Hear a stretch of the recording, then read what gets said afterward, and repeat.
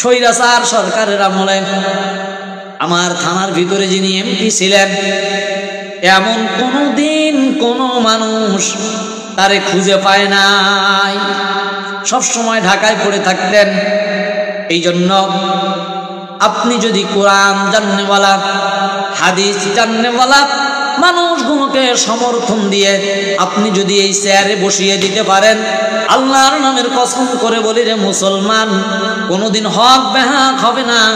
কারণ ওই আলেমেরা জানে হক বেহককারী আল্লাহর জাহান্নামে যাবে।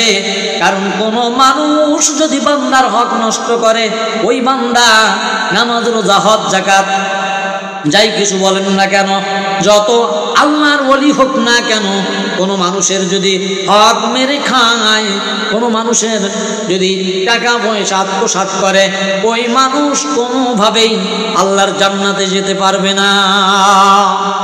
আমার ভাইয়েরা, এই জন্য যারা কোরআন বাদ দিয়ে রাজনীতি করে, এমনও আছে লোক, এমন নেতা আছে তারা জবান দিয়ে বলে ফেলে আমরা শরিয়া রাজনীতি মানি না। নাউযুবিল্লাহি মিন যালিক। আপনি যদি শরিয়া মোতাবেক যদি আপনি শরিয়া আইন না মানেন, তাহলে তো আপনি মুসলমান থাকতে পারলেন না। কারণ শয়তান একটা আল্লাহর হুকুম অমান্য করার কারণে শয়তান হয়ে গেছে। আর আপনি যদি বলেন আপনি শরিয়া আইন মানেন না, তাহলে তো আপনি শয়তানের চাইতেও বড়টা। শয়তান দূর থেকে মুস্কি মারি হাসে আর বলে, আরে আমি কত বড় শয়তান। যদি বড় শয়তান দেখতে যাও, তাহলে এইগুলারে দেখো, এরা হইল আমার চাইতেও বড় শয়তান।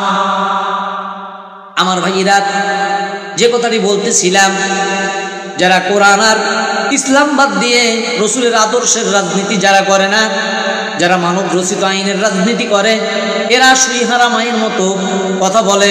সুইহারা মা যেমন বলে, আল্লাহ সুইটা যদি বাইরে হয় একটা গরু কোরবানি করে দেব। সন্তান পাশে থেকে বলে, মা এ কেমন কথা, সুই বাইরে হইলে আপনি গরু কোরবানি করে দেবেন। মা বলে, আরে বেটা থাম, সুইটা আগে বাহির হয়ে লোক না। তার মানে মা সন্তানকে বুঝাইতে চাইলো সুইটা বাহির হইলে আর গরু কোরবানি করে দেব না। তেমনি করে যারা ইসলাম আর কোরআন নিয়ে রাজনীতি করে না, তারা যতগুলো ওয়াদা করে শুধু ক্ষমতায় যাওয়ার জন্য করে, কিন্তু ক্ষমতায় গেলে একটা ওয়াদাও তারা আর পূরণ করবে না। যদি ও কোনো ওয়াদা পূরণ করে, রাস্তাঘাটগুলো যদি করে, ব্রিজ কালভার্টগুলো যদি করে, এইগুলোতে রড দেওয়ার বদলে তারা বাঁশ দিয়া, যদি বাজেট হয় 50 কোটি টাকা, ওখানে 5 কোটি টাকার কাজ করবে কিনা সন্দেহ আছে। 45 কোটি টাকা তার ব্যাংক ব্যালেন্স এবং পকেটে ভরবে। সম্মানিত ভাইয়েরা আমার, এই জন্য আল্লাহ রাব্বুল আলামিন জানিয়ে দিলেন, আল্লাযীনা ইম্মাক্কান্নাহুম ফিল আরদি ওয়া আকামাস সালাহ। যারা রাষ্ট্র ক্ষমতায় যাবে, যারা সরকার গঠন করবে, 1 নম্বর রাষ্ট্র থেকে ঘোষিত হবে, রাষ্ট্রে সর্বপ্রথম আইন পাশ হবে।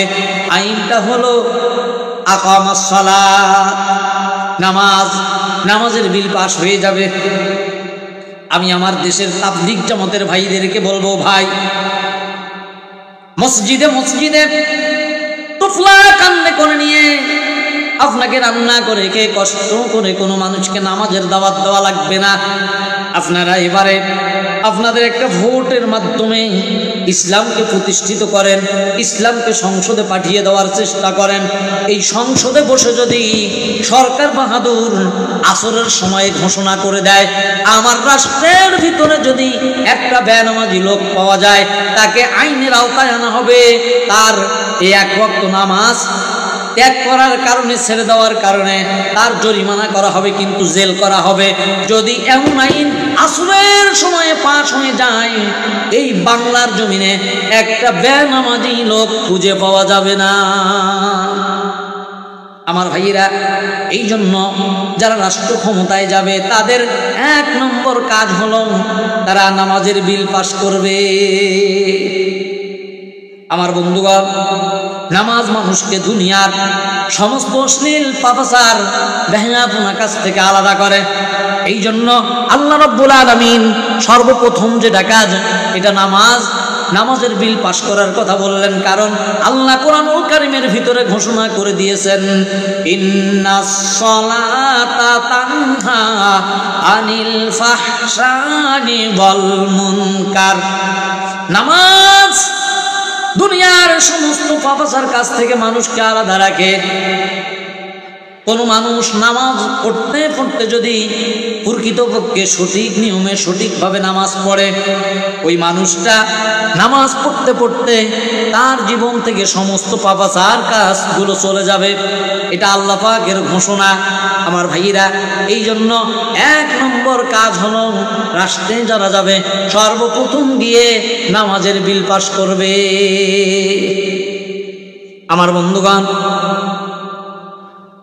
আল্লাহু আকবার আল্লাহু আকবার বলে মসজিদে যখন মুয়াজ্জিন আযান দেবে, আল্লাহু আকবারের ধ্বনি যখন এই কানে পৌঁছে যাবে, কৃষক যদি কৃষি কাজে ব্যস্ত থাকে ওখানেই নামাজ পড়া শুরু করে দেবে। দোকানদারেরা দোকান বন্ধ করবে। এমনকি এমন একটা রাষ্ট্র গঠন হবে, যদি ইসলাম প্রতিষ্ঠা হয়ে যায় দোকান বন্ধ করা লাগবে না, দোকানের জামগুলো খোলা থাকবে, সকল মানুষ নামাজে যাবে। ওই দোকান নামাজ শেষ করে এসে